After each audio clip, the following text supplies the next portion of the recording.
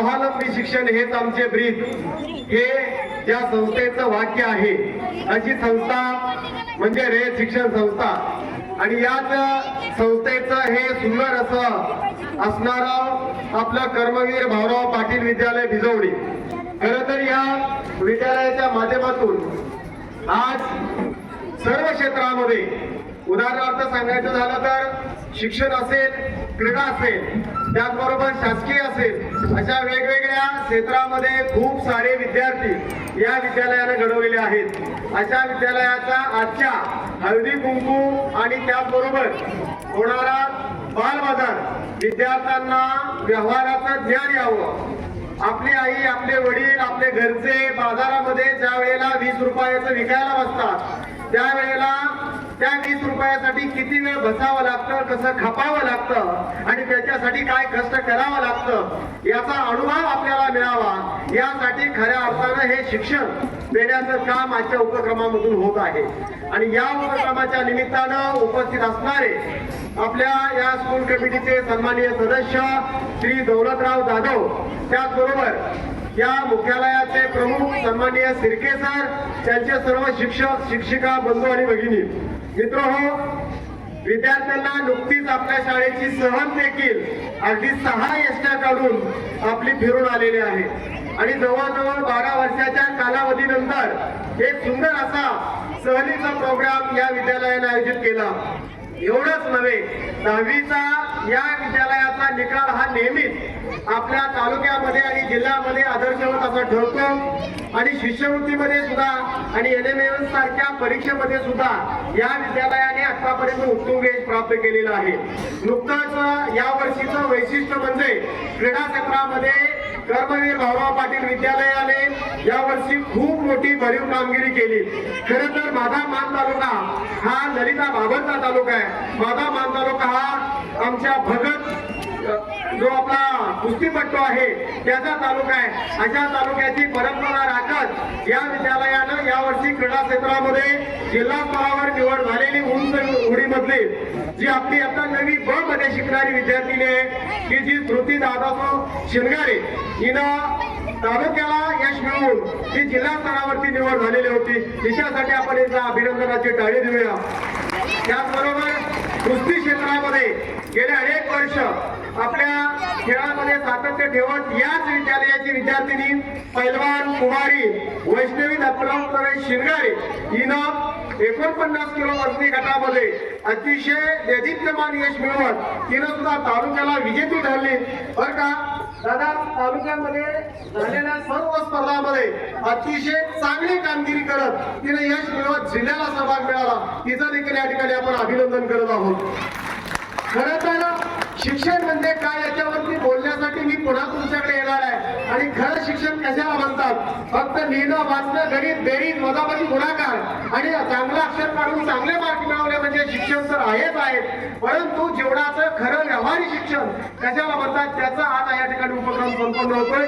त्याचबरोबर वक्तृत्व स्पर्धेमध्ये विभागीय स्तरावरती कर्मवीर विद्या प्रबोधिनीच्या अंतर्गत तृतीय क्रमांक मिळवत याच विद्यालयाची कुमारी गौरी लक्ष्मण महानवर हिनं देखील एक उत्कृष्ट असं यश मिळवलं।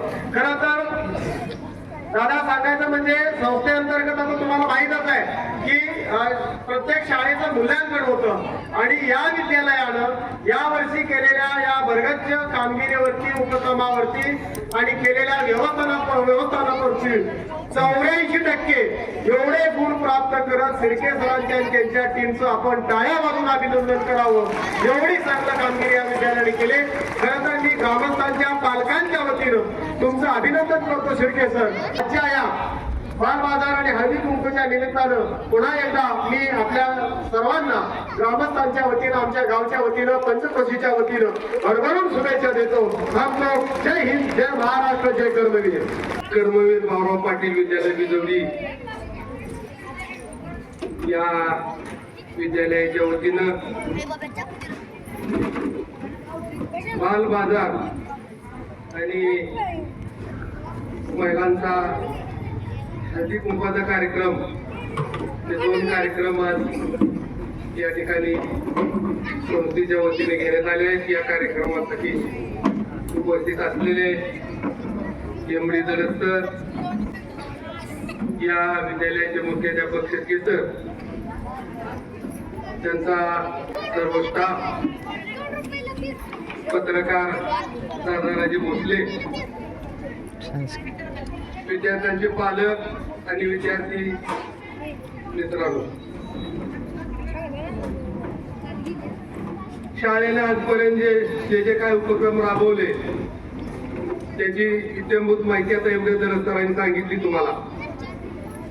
दरसर म्हणजे पूर्वीपासूनच तुम्ही या विद्यालयाचे माजी विद्यार्थी होता, मी बी या विद्यालयाचा माजी विद्यार्थी आहे.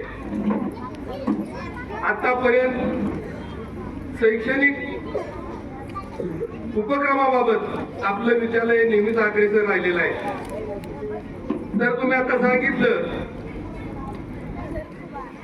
की लहान मुलांना म्हणजे याच वयात बाबा जर त्या मुलावरती एखादी जबाबदारी पडली भविष्यात, तर ती बाबा कशा पद्धतीने आपण ती हाताचा कशी आली पाहिजे त्याचं ज्ञान आज या विद्यालयाच्या मार्फत मुलांना देण्यात येत आहे.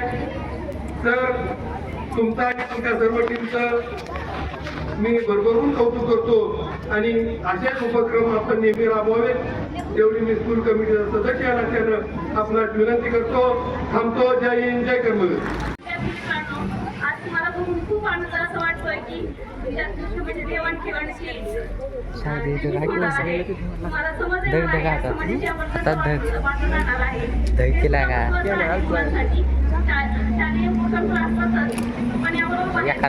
कसे कष्ट करतात, कसे किती वेळ घालवतात, यातून मुलांना जरा जाणीव झाली पाहिजे की आपणही कसं केलं पाहिजे कसं नाही.